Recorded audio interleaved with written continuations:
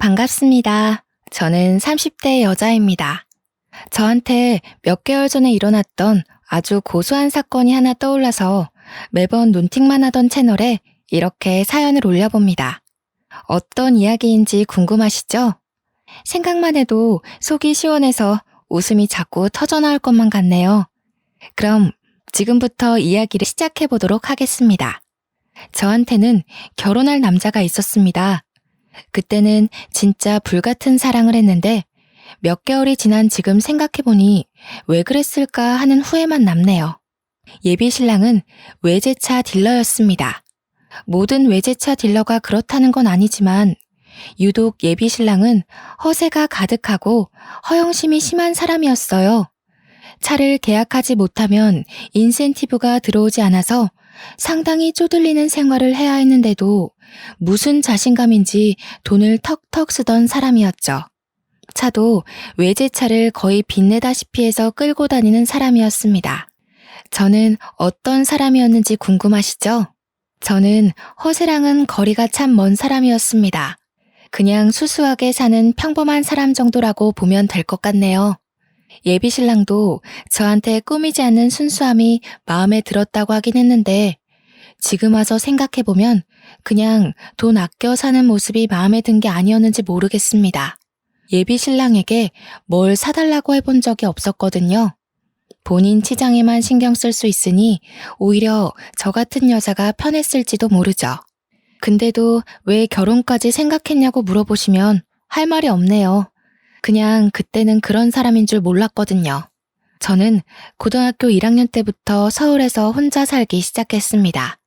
부모님이 이혼을 했다거나 고아라거나 그런 건 전혀 아니었고요. 저희 부모님은 고성에서 농사를 짓고 계셨어요. 농사라고 하면 늘상 시골에서 가난하게 산다고들 생각하시던데 그거랑은 거리가 매우 멀었습니다. 고성 땅이 전부 우리 집 땅이라고 말해도 될 만큼 규모가 엄청나게 컸거든요. 우리 외가, 그러니까 어머니네 집안 대대로 물려내려오는 농작지였습니다. 아버지는 대릴 사위로 장가를 들어서 외가와 함께 농사를 짓기 시작하셨고 제가 생기고 나서부터는 오롯이 그 땅의 주인은 우리 부모님이 되셨습니다. 농사를 짓는 규모가 얼마나 대단하냐면 그 일대를 전부 먹여 살리는 수준이라고 생각하시면 되겠네요. 하지만 저희 부모님에게도 한 가지 마음에 걸리는 일이 있었으니 바로 학업이었습니다. 돈은 넘칠 만큼 있으나 어릴 때부터 농경일을 배우느라 공부를 제대로 마치지 못하셨거든요. 그래서인지 저에게는 다른 것 다 필요 없으니 공부에만 매진하라고 하셨어요. 그 덕에 고등학생이 되자마자 큰 물에서 놀아야 성적도 오르는 법이라며 저만 홀로 서울에 상경을 시키셨습니다. 워낙 성격이 나쁜 일을 저지르지 못하고 집에서 뒹굴거리는 걸 좋아하던 집순이라 그런지 생활은 나쁘지 않았습니다. 가끔 외롭긴 했지만 학교를 마치고 학원을 다녀와서 복습과 예습을 거치면 잠잘 시간이었기 때문에 퍽 괜찮았어요. 외로울 틈이라는 게 많지 않았다는 뜻이죠. 주말에 별일 없으면 고성으로 내려가거나 부모님이 서울에 올라오시기도 했고요. 부모님의 농작지는 사계절 내내 바빴습니다. 과수원도 있고 보리밭도 있고 고추밭도 있고 배추밭도 있고 입구에 여기부터 고성입니다 하고 들어가면 우리 땅이나 마찬가지였거든요. 아무튼 각설하고 예비 신랑과는 지인의 소개로 알게 되었습니다. 사람이 유머러스하고 매너가 있다며 가볍게 만나보라는 소개로 알게 되었는데 지인의 말처럼 정말 재미있는 사람이었어요. 한 해, 두 해 지나도 여전히 같이 있으면 늘 재미가 있었죠. 삭막한 서울에 서로를 헐뜯는 직장 생활을 하다 보니 그 사람이 제 마음의 안식처가 되어주었습니다. 이 정도면 평생을 살아도 평생 즐거울 것 같아서 결혼을 결심했어요. 그의 사치는 별 문제가 되지 않았습니다. 여차하면 서울 생활 접고 고성으로 내려가도 괜찮을 것 같았거든요. 제 예비 신랑은 저와 생각이 조금 달랐던 것 같긴 했습니다. 제가 버려진 자식 같은 걸로 생각한 건지 뭔지 고등학교 1학년 때부터 혼자 살았다고 하니 저를 측은한 얼굴로 보기 시작했어요. 사실 틀린 말은 아니긴 했죠. 부모님이 차려주는 따끈한 밥상을 제대로 먹어본 기억이 없으니까요. 굳이 정정해주진 않았어요. 살다 보면 알게 될 일이고 또 미리 말해봐야 골치만 아플 수도 있었으니까요. 우리 부모님이 시골에 계신 것도 돈이 없어서 제 뒷바라지 하느라 어쩔 수 없이 내려가서 사시는 줄 알더라고요. 작은 땅에 겨우 먹고 살 만큼 돈벌이 하면서 저의 서울 생활을 지지해 주시는 거라 생각했는지 가끔 저에게 그런 언행을 하기도 했어요. 사실 우리 부모님은 농사철이 끝나면 틈틈이 다음 농작물을 수확하기 전까지 해외여행도 가시고 상당히 젊게 사시는 분들이셨거든요. 오죽하면 제가 다녀온 여행지보다 부모님께서 다녀온 여행지가 몇 배나 더 많으니까요. 그치만 예비 신랑이 그런 사정까지야 당연히 알 수가 없죠. 제가 굳이 입 밖으로 꺼내서 자랑한 적이 없으니까요. 결혼 이야기가 솔솔 나오자 양가에 인사를 드리러 가자고 하더라고요. 일단 서울에 살고 계시는 시댁부터 인사를 드리러 갔어요. 솔직히 긴장을 안 했다고 하면 거짓말이겠죠? 최대한 예쁘게 보이고 싶어서 밝은색 투피스 정장을 차려입고 선물도 양손 한가득 준비해서 갔습니다. 그런데 아니나 다를까 저희 집이 시골에서 농사를 짓는다고 은근히 무시를 하시더라고요. 부모님이 시골에서 농사를 짓는다고 들었는데 어떤 농사를 짓는 거야? 이것저것 많이 하셔요. 보리밭도 있고 고추밭도 있고. 어쩜 죄다 풀떼기네 그래. 적어도 먹고 사는데 지장은 없으려나? 아니 아무리 그래도 소나 키우지. 뭔 죄다 풀떼기야? 나중에 자식들 배고플 때 되면 소를 키워야 했는데 하고 후회하시는 거 아니야? 그런 걸 농담이랍시고 하호호 웃으면서 말씀을 하시더라고요. 축산업은 몸이 힘들고 순수이익이 많이 남긴 하지만 정이 많이 들어서 팔아넘길 때마다 가슴이 아린다고 접으신 사업이었어요. 솔직히 농경지가 그리 큰데 축산업에 손 한 번 안 대어 보셨겠어요? 하지만 굳이 그 이야기도 하지 않았어요. 저희 집이 시골이라고 무시하는 시댁도 사실 서울에만 살았지 그닥 풍족한 건 아니었거든요. 서울 산다는 그 자부심에 저희 집을 깎아내리고 싶은 거다. 혹은 며느리 될 사람을 벌써부터 기죽이려고 하는 거다. 그 정도로만 생각했어요. 어차피 실상 저희 집은 엄청나게 여유가 있으니 결혼하고 나면 판도가 바뀔 거라 생각했으니까요. 그럼 혹시 철마다 내려가서 우리 아들이 농사일 거들고 해야 되는 거 아니니? 아니요. 시골에 일하는 오시는 분들이 많아서 그런 건 걱정 안 하셔도 돼요. 저도 살면서 부모님 농경지에서 일해본 적이 없는걸요? 너야 딸이니까 그렇지. 사위를 어떻게 부려먹을 줄 알고 그렇게 장담을 해? 저희 부모님 그런 분들 아니세요. 그리고 일하러 오신 분들에게 임금도 넉넉히 드리고 있어서 철만 되면 일하러 오시는 분들이 줄을 서시거든요. 그래봐야 농사일일 텐데 그래가지고 남는 게 있으시겠니? 자꾸만 저희 집을 무시하는 그들의 발언에 제 마음은 점점 가라앉았습니다. 그뿐만이 아니라 자꾸 없이 살아서 하면서 시골을 무시하시는데 저희 부모님이 어마어마한 부자라고 했잖아요. 저희 어머니 취미가 스포츠카 운전하시는 거거든요.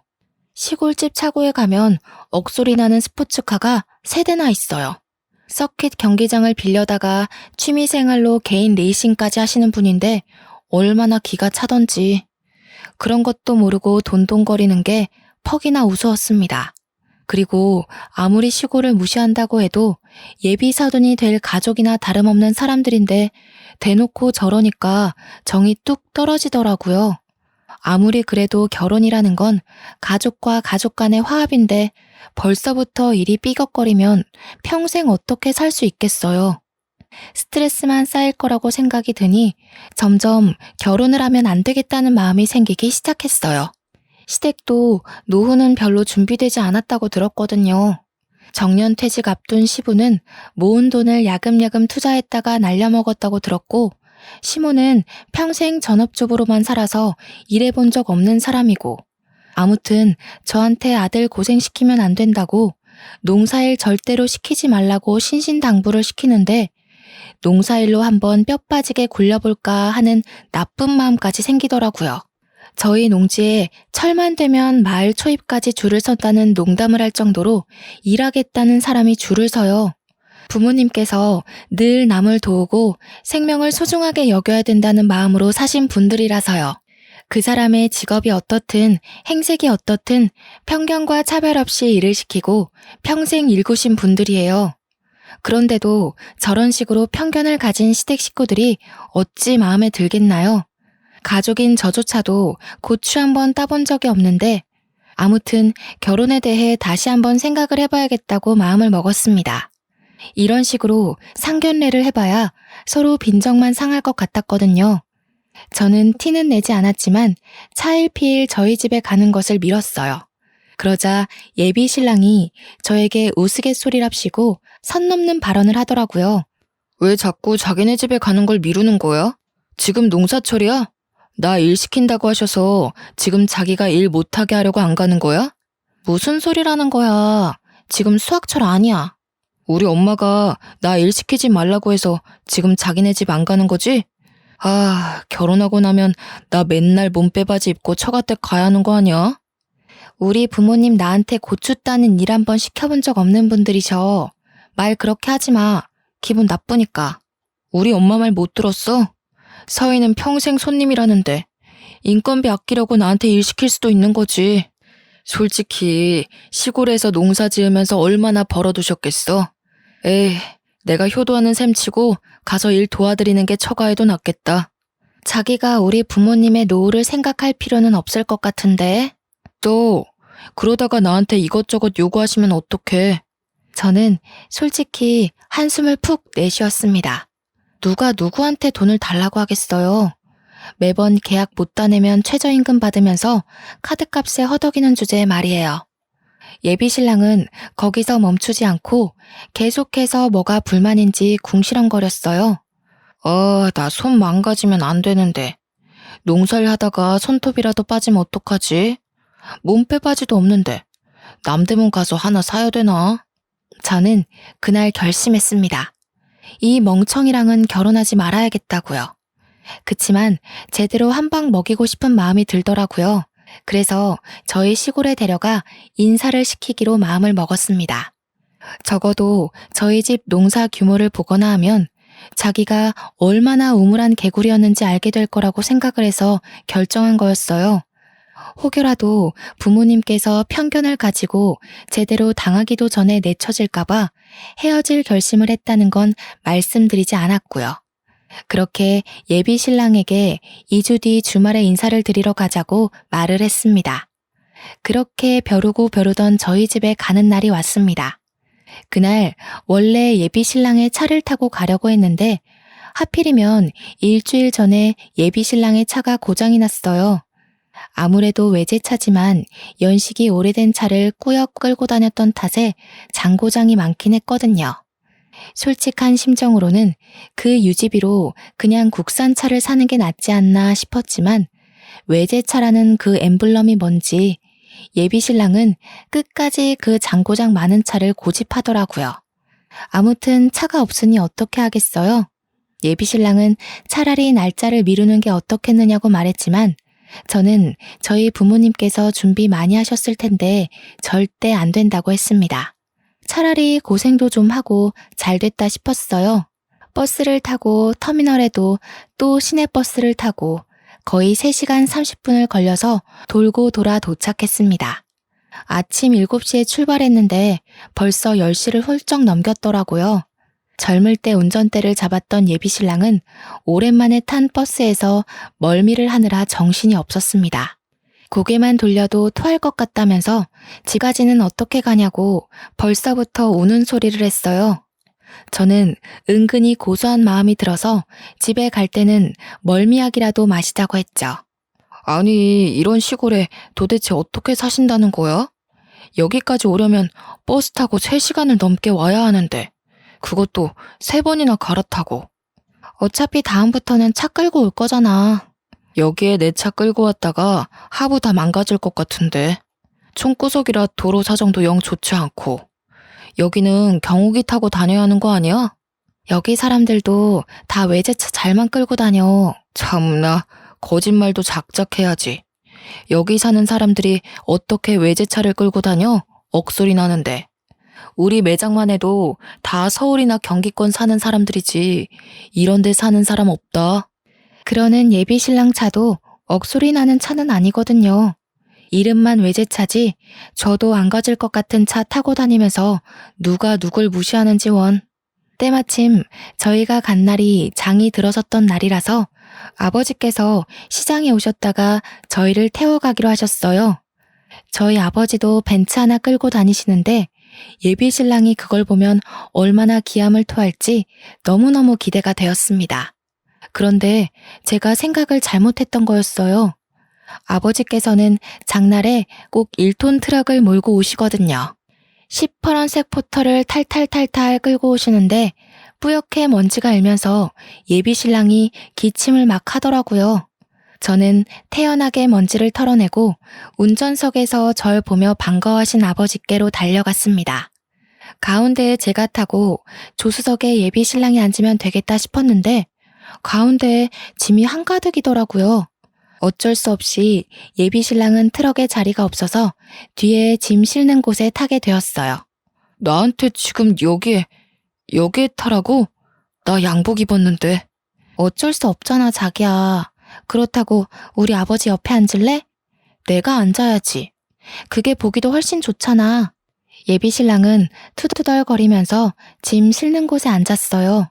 세차도 안 하셨는지 양복에 먼지는 잔뜩 묻고 흙바람이 탈탈 일면서 예비 신랑은 꼼짝없이 흙먼지를 뒤집었어야 했습니다. 내릴 때 그의 얼굴을 보니 너무 웃기더라고요. 아버지께서 차라리 벤츠를 끌고 오지 않으신 게 천운이라는 생각이 들 정도로 신이 났습니다. 심지어 버스에서 잃었던 멀미가 가시지 않았는지 계속 헛구역질을 해대는데 진짜 웃음 참느라 혼이 났네요. 저희 시골이 방지턱이 좀 있기도 하고 도로를 매끈하게 밀지 않아서 울퉁불퉁 하거든요. 트럭의 승차감이 얼마나 나쁜지 다들 모르시죠? 계속 꿀렁꿀렁 거리는데 방석도 없이 철바닥에 앉아 있었으니 엉덩이가 꽤 욱신욱신 아려왔을 겁니다. 결국 예비 신랑은 저한테 너무너무 힘들었다면서 집에 갈 때는 차라리 걷는 게 낫겠다고 아니면 택시를 부르자고 하더군요. 아니, 아무리 그래도 그렇지. 사위 될 사람이 인사로 오는 건데 어떻게 짐짝 취급을 할 수 있지? 아빠가 뭐 일부러 그러셨겠어? 원래는 걸어가야 하는 건데 굳이 장날 기다렸다가 우리 태우러 오신 거잖아. 차라리 걷는 게 나았겠어. 엉덩이에 멍든 것 같단 말이야. 자꾸 엄살 부릴 거야? 엄살이라니. 사위는 백년 손님이라는데 내가 이런 대접을 받는다는 게 어이가 없어서 그래. 저는 일단 알겠다며 예비 신랑을 달래준 뒤 집으로 들어갔어요. 어머니께서 정말 대단히 부지런하게 준비하신 건지 상다리가 부러질 정도로 상이 차려져 있었습니다. 그 덕분인지 예비 신랑의 얼굴도 좀 풀어진 듯한 기분이었어요. 마치 뭘 좋아하는지 몰라서 전부 다 준비했다라는 말이 딱 어울릴 정도로 반찬 수가 많았습니다. 닭백숙의 다리를 쫙 뜯어서 예비 신랑의 앞접시에 놓자 예비 신랑은 아주 신이 나서 닭다리를 뜯기 시작했습니다. 먹는 것만큼은 정말 복스럽게 먹는 사람이었거든요. 저희 부모님도 시원시원하게 밥을 먹는 예비 신랑을 보고는 아주 마음에 드신 눈치였어요. 물론 저는 이미 결혼하지 않겠다는 마음쪽으로 기울긴 했지만요.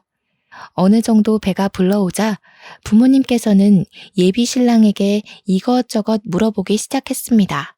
자네는 직장이 어디고? 저는 서울에 있는 비모터스라고 외제차 딜러 일을 하고 있습니다. 차량 이야기가 나오자 평소에 스포츠카 타는 것을 즐기며 차에 대한 무한한 애정을 쏟으시는 우리 어머니의 눈이 반짝 빛이 나셨어요. 이것저것 차에 대해 물어보시자 예비 신랑은 어찌 그리 차에 대해 많이 아시냐고 되물었죠. 내가 차에 관심이 많아. 나도 빠르게 달리는 차를 좋아하거든. 스피드 중요하긴 하죠. 그런데 그런 차 한 번 못 몰아보셔서 속상하시겠어요. 그래도 승차감은 트럭이랑 비슷할걸요? 속도가 달라서 그렇지 스포츠카도 빨리 몰면 승차감 자체는 트럭이랑 비슷하죠. 그러면서 마치 외제차 비싸서 못하지? 라는 느낌으로 저희 어머니에게 트럭 이야기를 꺼내셨습니다. 사실 그 트럭이 왜 세차도 안 되어 있냐고 물어보신다면 그 차는 진짜 막 쓰는 짐 싣는 용도의 차량이기 때문이에요. 어차피 짐만 한가득 실어 나를 텐데 굳이 세차할 이유가 없다 이런 마인드였죠. 우리 어머니께서 수집하시는 스포츠카는 매일같이 광내느랴 하루를 보내야 할 정도였거든요. 거기다가 엔진 관리 차원에서 서킷까지 차량을 탁송해서 들고 가면 매끈한 레이싱 코스에서만 타셨고요. 차량 관리에 있어서는 아버지보다 한 수인 어머니에게 약간 무시하는 듯한 발언을 하니 어머니께서도 좀 어이없어 하셨습니다. 시골에서 살면 적적하진 않으세요? 서울로 올라오시면 좋을 텐데. 솔직히 농사 지어봐야 얼마나 버시겠어요. 노후 자금 모으시기도 어려우실 텐데. 그러지 말고 여기 대충 정리하고 그걸 노후 자금 삼아 서울로 오세요. 여기를 정리하라고? 에이, 대대손손 물려주는 땅인데 그럴 수 없지. 여기가 무슨 개발지도 아니고 끽해봐야 서울 집값만큼도 안 나올 텐데요. 아, 그러네. 팔아도 서울에 집 한 채 못 얻으시겠네. 그냥 여기서 사시는 게 장인 장모한테는 더 좋으려나? 혼자 중얼중얼 거리면서 우리 집을 무시한 듯한 발언을 일삼자 부모님의 표정이 단박에 어두워지셨습니다. 아마 돈 자랑을 여기서 하긴 너무 유치하고 어떻게 본때를 보여줘야 하나 고민하시는 듯 했어요. 노후 이야기를 하는 거 보니 사돈댁은 노후 준비가 잘 되어 있으신가 봐. 뭐 그래도 서울집 팔고 여기 내려오면 떵떵거리면서 사실 수 있을걸요? 안 그래도 저희 집에서 소나 키우지 왜 풀떼기만 키우냐고 하시던데. 왜 축산 쪽은 안 하셨어요? 계속해서 우리 집을 무시하자 부모님께서 찬물만 벌컥벌컥 들이키시더라고요. 아무리 생각해도 이건 아니다 싶은데도 불구하고 제가 데려온 남자이니 함부로 못하시는 듯 했어요. 당신 말이 좀 이상하다. 풀떼기나 키우냐니. 축산업보다 훨씬 돈 되는 거야 이게. 세상 물정 모르네. 척값만큼 속값도 비싸다던데. 그 소 한 마리 키우려면 얼마나 많은 돈이 들어가는 줄 알아? 소 판값보다 키우는 값 계산을 먼저 해야지. 세상 물정 모르는 게 누군데 그래. 예비 신랑은 제 말에 아무 소리도 못하고 입을 꾹 다물더라고요. 본인 딴에는 아는 척 좀 하고 싶었을 텐데 제가 그거 아니라고 단칼에 잘라버리니까 빈정상한 것 같았습니다. 제가 속 시원하게 이야기했다고 생각하는지 저희 부모님의 표정도 좀 풀어지셨어요. 그런데 여기서 예비 신랑이 또 한 건 했지 뭐예요? 어째 술이라도 한잔 할 텐가? 술 마시면 이따 버스에서 멀미할 것 같아서요. 다음에 서울 오시면 그때 한잔 하시죠. 날도 어둑해질 텐데 역 자고 가고 여기서 자고 내일 가도 되지 않겠어? 잠은 집에 가서 자야죠. 거기다가 침대도 없을 텐데. 저 침대 없이 못 자거든요. 아, 혹시 내일 농사일 거들 사람이 없어서 그래요? 여기도 주 5일제로 일하나요? 시골은 그런 거 없는 줄 알았는데. 주 5일제뿐이겠어요? 추가 수당에 시급도 넉넉하게 주거든요. 시골 사정도 모르면서 자기만의 생각으로 무시를 해대니 저희 어머니께서 더 이상 볼 필요도 없다고 생각하셨나 봐요. 오히려 어쩌다 저런 모지리를 데리고 왔냐는 눈빛으로 저를 흘겨보시더라고요. 솔직히 할 말 없었습니다. 저도 이 정도로 막 나갈 줄은 전혀 상상도 못했거든요. 그래, 그럼 더 늦어지면 버스 끊기니까 얼른 가봐요. 아버지께서 터미널까지 데려다 주시겠다고 하셨는데 예비 신랑이 극구 사양을 했어요. 아마 차 키를 챙기신 걸로 봐서는 벤츠를 몰고 가시려고 했던 것 같은데 예비 신랑은 트럭인 줄 알았나 봐요. 죽어도 싫다고 절대 못한다고 하더라고요. 그래서 저는 그냥 택시 불러서 가겠다고 전화 드리겠다고 인사를 한 뒤 콜택시를 불렀습니다. 콜택시를 기다리는 동안 아버지는 빈손으로 보내는 것이 영 마음에 걸리셨는지 창고에서 이것저것 챙겨오셨어요. 농사 지은 구황작물부터 타곡을 끝낸 보리까지 손수 지으신 상품들이라 아주 자부심 넘치는 농작물이었어요. 저는 그 맛을 익히 알고 있기에 너무너무 감사하다면서 양손 가득 챙겼는데 예비 신랑은 영 탐탁치 않은 얼굴이었습니다. 나 보리밥 안 먹는데 솔직히 감자도 별로 하지 않나? 저는 예비 신랑의 옆구리를 푹 찔렀는데 그간 눈치 빠르던 건 다 연기였는지 왜 찌르냐고 저한테 슬쩍 심퉁을 부리더라고요. 애써 챙겨준 농작물까지 시큰둥해 하니 어머니는 완전히 정나미가 털린 듯한 얼굴로 저를 보셨습니다. 저는 겸연쩍게 웃고는 계속 이따 연락드릴게요만 반복했어요. 시골 농작물은 먹지도 않는다는데 뭘 그리 챙겨주고 그래요? 조심히들 가고 다음에 뭐 볼 수 있을지 모르겠지만 그간 건강하게. 다음에는 서울에서 봬요. 제가 완전 비교도 안 되는 풀코스로 모시겠습니다. 그 말은 즉슨 어머니께서 직접 차린 상이 별로라는 소리로 들렸어요. 물론 제가 뵙에 꼬여 있어서 더욱 그렇게 느껴진 걸 수도 있는데 솔직히 저희 부모님도 똑같이 생각하시는 것 같았습니다. 예비 신랑만 배 터졌던 그날을 뒤로 저는 곰곰이 생각을 해보기로 했어요. 솔직히 40대의 나이에 결혼 압박이 없다고는 할 수 없지만 그래도 아무나 골라서 결혼을 할 순 없잖아요. 그래서 이별을 결심했습니다. 제가 연락이 잘 되지 않자 예비 신랑은 무슨 일이 있는 거냐며 퍽 다정하게 제게 물어보았지만 저는 시큰둥하게 대답했어요. 그러더니 저에게 만나자고 하더라고요. 그래서 이때다 싶어서 이별을 이야기할 생각으로 예비 신랑을 만났습니다. 무슨 일 있는 거 맞지? 왜? 장인 장모가 그 땅 팔고 서울이라도 오시겠대? 무슨 소리라는 거야. 그 땅을 팔긴 왜 팔아? 에이씨, 그 땅이라도 팔아야 우리 집 사는데 좀 보태주시고 할 거 아니야. 솔직히 시골 땅값이 얼마나 하겠냐마는. 그래도 우리 한 푼이 급하잖아. 그거야 네가 모아둔 돈이 없으니까 그런 거지. 그러길래 사치 좀 그만하고 돈 모아두지 그랬어? 그깟 고물자 굴린다고 한 달에 나가는 유지비가 얼마야? 제가 평소에는 잘하지 않던 말로 잔소리를 해대자 예비 신랑이 정색하며 입을 다물더군요. 그 사람이 제일 아끼는 외제차를 대놓고 무시해서 더욱 그런 것 같았습니다. 야, 아무리 그래도 트럭만 하다가 외제차 타보니까 좋지 않든? 너도 솔직히 내 차 타면서 어깨에 힘도 주고 그랬잖아. 내가 외제차를 한 번도 안 타봤을 것 같아? 어이없어 정말. 그리고 자꾸 우리 집 무시하는데 나 너무 기분 나쁘거든? 내가 또 언제 무시를 했다고 그래. 그건 무시가 아니라 사실이지. 대놓고 말해서 사위 될 사람 온다는데 트럭 세 차도 안 해놓으시고 거기다가 버스 타고 갈 거 뻔히 알면서 줄줄이 농사 지은 거 싸주실 건 뭐야? 그거 누가 먹는다고. 그게 무시를 한다는 거야. 남들은 감자 안 사 먹고 보리 안 사 먹니? 귀한 거 손에 들려주니까 싫은 티나 팍팍 내고. 네가 우리 집에 대해서 어떻게 생각하는지 잘 알겠어. 네가 우리 집 분수에 맞지 않은 사람이라는 것도 알겠고. 마지막 말은 솔직히 비꼰 거나 다름없었어요.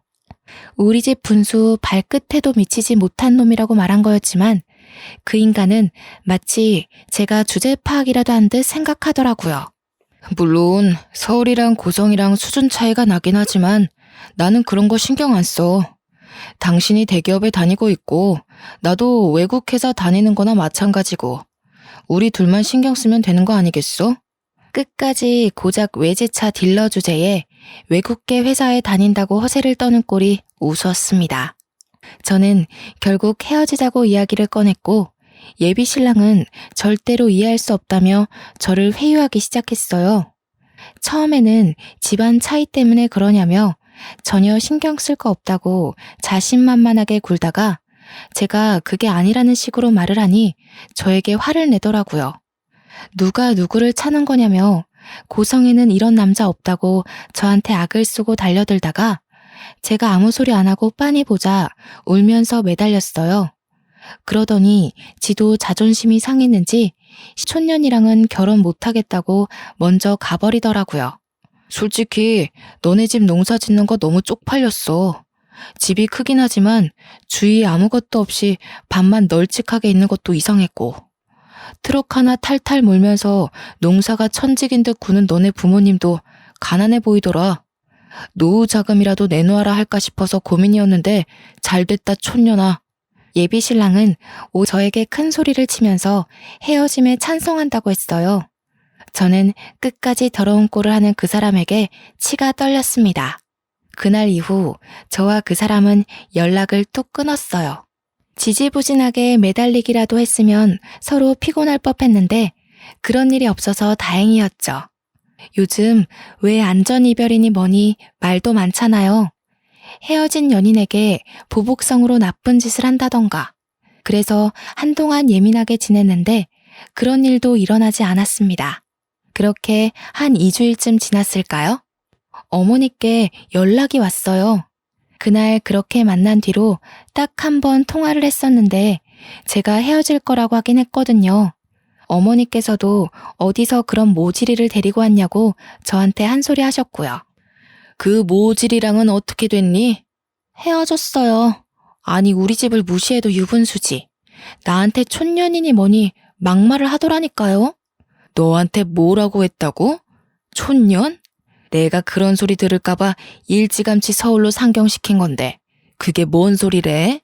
그리고 딱 보아하니 집도 차도 없어 보이던데 우리 집이 어떤 집인 줄이나 알고 그런 소리 한다니? 다 끝난 사이니까 너무 열내지 마세요. 안 그래도 저도 한마디 콱 해줬으니까요. 그러지 말고 아주 귀를 콱 눌러주러 가자. 저는 어머니의 말에 의문을 품었습니다. 뭘 어떻게 귀를 눌러주겠다는 건지 이미 끝난 마당에 그럴 필요가 굳이 있을까 싶었는데 어머니께서는 아주 즐겁게 이야기를 하시더라고요. 저는 뒤이어 나온 말에 아주 좋은 생각인 것 같다고 덧붙였어요. 내가 이번에 비사에서 나온 스포츠카를 한 대 사려고 마음을 먹었다는 거 아니겠니? 예약이라도 하러 가야 할 것 같은데 그 모지리가 비모터스에서 일을 한다며? 가서 아주 기를 팍 살려주려고 했는데 헤어진 마당에 그럴 필요 없지 뭐. 이번 주 주말에 올라가마. 저는 어머니께 아니 스포츠카가 3대나 있으면서 또 산다는 건 너무 사치지 않냐고 물어보았지만 하늘 아래 같은 엔진은 없다면서 그런 소리 하지 말라 하시더라고요. 어머니께서 본인에게 주어진 재력을 그렇게 쓰시겠다는데 제가 뭘 더 어떻게 할 수 있겠어요. 근데 생각을 하면 할수록 은근히 재밌겠더라고요. 시골에서 농사 짓는다고 풀떼기만 먹고 산다고 가난한 줄 알았던 우리 집에서 떡하니 그 차를 사겠다고 예약을 하면 얼마나 놀란 얼굴로 저희를 바라볼까 싶어서요. 어머니께 어디서 만나는 게 좋겠냐고 물어보니 비모터스 앞에서 바로 만나자고 하시더라고요. 저는 나름 곱게 차려입고 전 남편이 일하는 매장에 찾아갔습니다. 수일 만에 제가 일하는 직장으로 찾아가니 전 남친이 퍽 놀란 듯 저를 마중 나왔습니다. 여긴 무슨 일이야? 너도 이성적으로 생각해보니까 역시 나만 한 사람이 없지? 그게 무슨 시덥지 않은 소리야? 차 사러 왔어. 우리 엄마가 차 사고 싶대서. 여기에 어머님 타실 만한 차가 없을 텐데. 괜한 허세 부리지 말고 정 그러면 내가 중고차 딜러라도 소개시켜줄게. 우리 차 꽤 비싸다. 땅 팔아도 사기 힘드실걸? 저는 대꾸해주지 않았습니다. 어머니께 전화라도 드려야 하나 하고 있는 찰나에 갑자기 저거 뭐야? 하는 소리와 함께 주변이 어수선해지기 시작했어요. 곧 부앙하는 큰 소리와 함께 매장 주차장에 새끈한 스포츠카 한 대가 주차를 했습니다. 옆에서 계속 자기 보러 왔냐고 넌지시 옆구리를 쿡쿡 찔러대던 전남친의 눈도 돌아가게 만드는 스포츠카였습니다. 그 차로 말할 것 같으면 저희 어머니께서 가진 컬렉션 중 가장 아끼는 차였어요. 국내에는 딱 5대만 들어온 차량이라 무려 20억 원이 넘는 차이기도 했고요. 5대 중 한 대는 우리 어머니, 나머지는 대기업 회장님들이 사가신 걸로 알아요. 커다란 엔진음에 걸맞는 매끈한 작태에 매장에 있던 사람들이 하나둘 구경을 하러 나갔어요. 제 옆에 있던 전남친도 마찬가지로 눈이 돌아가서 다가가더라고요.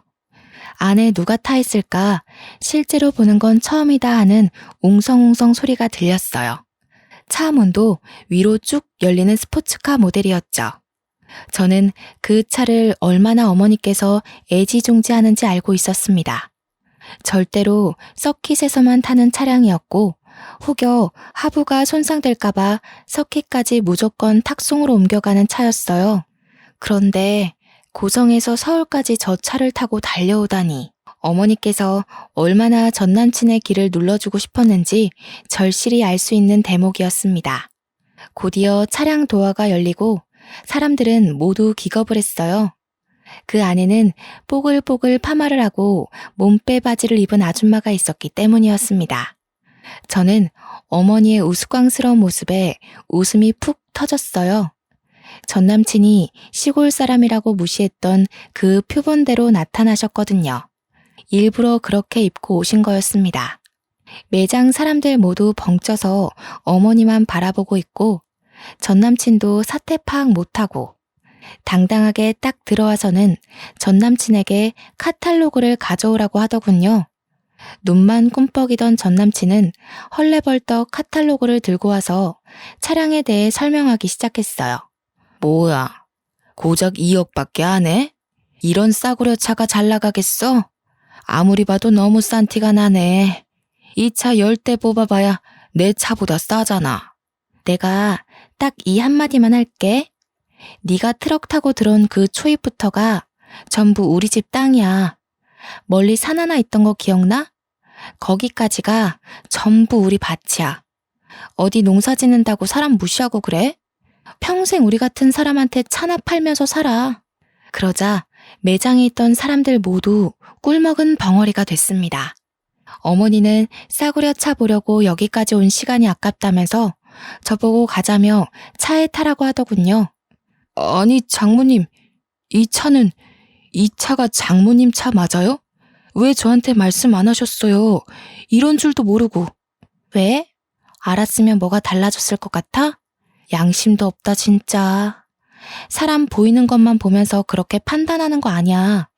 우리 집 땅이며 밭이며 다 팔면 강남에 빌딩이 몇인 줄 알아? 전남친이 따라오면서 계속 왜 말 안 했냐고 이런 줄 알았으면 절대로 그렇게 생각 안 했을 거라고 변명을 해댔습니다. 저에게도 미리 언지를 줬으면 그렇게 무시하지 않았을 거라고 했어요. 저는 당연히 콧방귀를 뀌었죠. 만약 미리 말했으면 너무나도 멀쩡한 얼굴로 착한 척, 매너 있는 척 다 하면서 뒤로는 재산이라도 한 푼 얻을 수 있을까 음흉하게 굴었을 거 아니겠어요. 사람 겉과 속 다른 거 지금이라도 알았으니 조상님이 도운 거나 마찬가지였죠. 아무튼 그런 잡소리를 전부 무시하시고 어머니께서는 차에 시동을 거셨어요. 부릉부릉 주위가 울릴 만큼 엄청나게 큰 엔진 소리가 들리고 정말 몇 초 만에 슝 강남대로를 달려나갔습니다. 달리면서 왜 어머니께서 그렇게 스포츠카에 목숨을 거는지 알겠더라고요. 속이 뻥 뚫리는 그 느낌 말이에요. 그날 저녁 전남친이 저에게 그 차 뭐냐, 어디서 산 거냐, 너네 집 부자냐, 나를 속였냐 연락 오고 난리가 났지만 저는 가뿐히 무시하고 차단해버렸습니다. 소 잃고 외양간 고친다는 말이 딱이지 않나요? 시골에 산다는 이유로 농장의 규모가 어떤지 매출이 어떤지는 생각도 하지 않고 서울 산다는 자부심으로 시골 무시하더니 결국에는 든든한 처갓집 잃고 평생 남 밑에서 차나 팔면서 살아야 하지 않겠어요? 저는 나름 대기업에 다니는 인재고 그런 놈 말고도 충분히 좋은 사람 만날 수 있을 거라 생각합니다. 물론 우리 부모님도 제게 더 이상 선딸이나 남자친구에 대한 이야기를 꺼내지 않으시고요. 그래도 마지막에 속 시원하게 할 말 다 하고 끝내서 너무 기분이 좋더라고요. 앞으로는 남자 보는 눈 좀 키워서 정말 멀쩡하고 젠틀한 사람 만나고 싶습니다. 제 이야기 들어주셔서 감사합니다.